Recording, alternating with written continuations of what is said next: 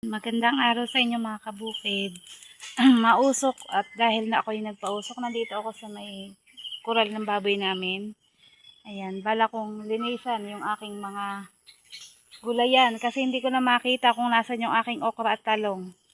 Yung iba namatay kasi nga yung sunod-sunod na tag-ulan. Ayun.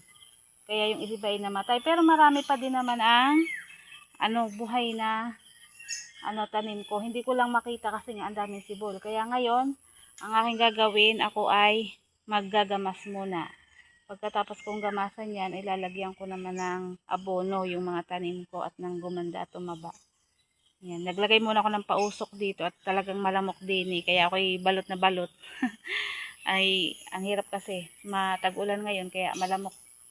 Ayan, umpisan ko na ang aking gagawin habang hindi pa mainit. Mabuti na nga lang dit, binayaan ng ilang araw na init, kaya maganda-ganda ng maggamas-gamas din eh.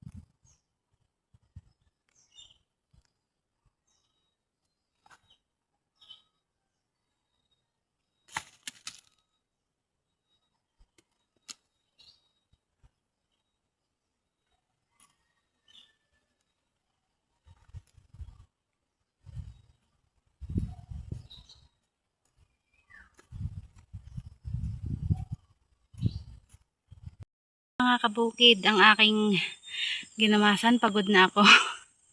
Hindi ko naman magagamasan yung aking mga tinanim na sitaw. Bukas ulit pag mainit ang panahon. Yung ibang talong maganda na, yung ibang talong medyo pangit ang itsura dahil natabunan ng mga gabi. Kaya yung ibang mga gabi binunot ko na. Ito yung mga okra. Ayan, marami din naman. Tapos doon naman yung mga talong. Ayan o. Ayan. Kapraso lang yung aking pan. Pagod na ako at pahinga muna. Ayan. Dito titingnan natin yung kadami kasing gabi dito oh.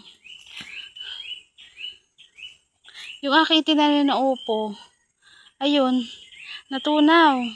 At pala hindi ko dun tinanim kasi dito sa may banda rito kasi dun dumadaan yung tubig. Ay yun, natunaw. Tatanim na lang ako ng panibago dahil may mga buto pa naman ako ng upo. Ito naman yung tanim kong sitaw. Ayan. Hindi ko alam kung gaganda ito pero sana gumanda. Pero inuutay-utay na lang ko no. Kung dapat pala gagawin ko na to ng ano, kabalag kasi ano, meron ng nag-uutay ng gumapang. Ayan. Ayan. Sana gumanda. Pag gumanda to, ay di maganda. At ako ay maraming gulay. Alam ko nagtanim din ako dito ng ano eh. Ng okra pero hindi ko alam kung sumibol. Ayan may sitaw pa dito. Oh. Yan, gagawin ko na siya ng ano, ng balag para may magapangan na. Ito naman yung tanim ko na pipino. Dinaray ko dito magtanim. Ayan. Ayan. Hindi ko lang alam kung gaganda yan. Meron din ako dito ng ano, yung salay, yung lemongrass. Yan, sibol na, ay ano na. Buhay na itong isa. Itong isa ay parang namatay. Ito yun, may nasumibol naman na ilan. Na okra. Ito. Ayan, okra. Ayan, tsaka ito. Ayan, kung magtutuloy-tuloy ang init, ay di akin ang lilinisan yan. Utay-utay. Marami pa naman part ako na pwedeng taniman dito.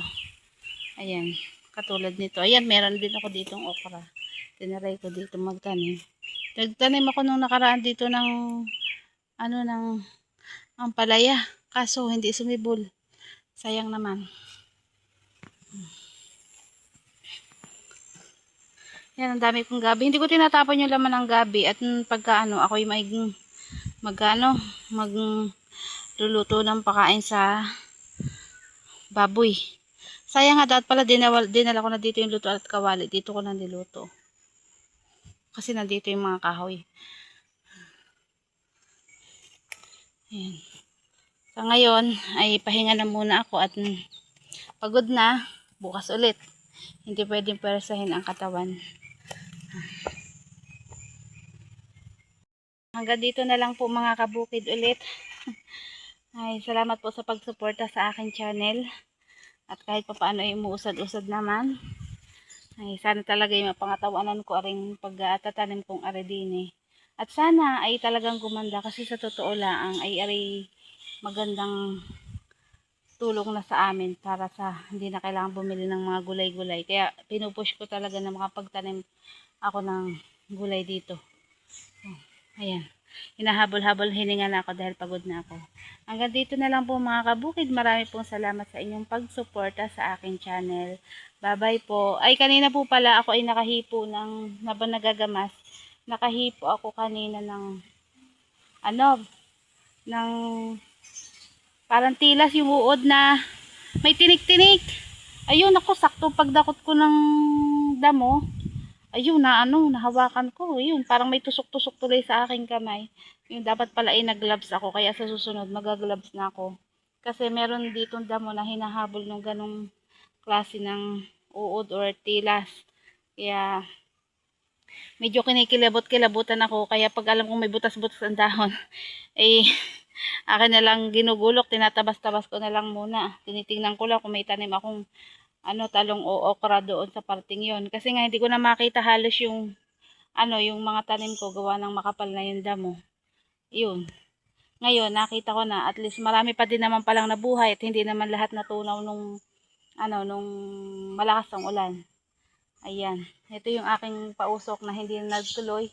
Sana hindi umulan para bukas ulit. Ayan lamang po mga kabukid. Maraming po salamat. Bye.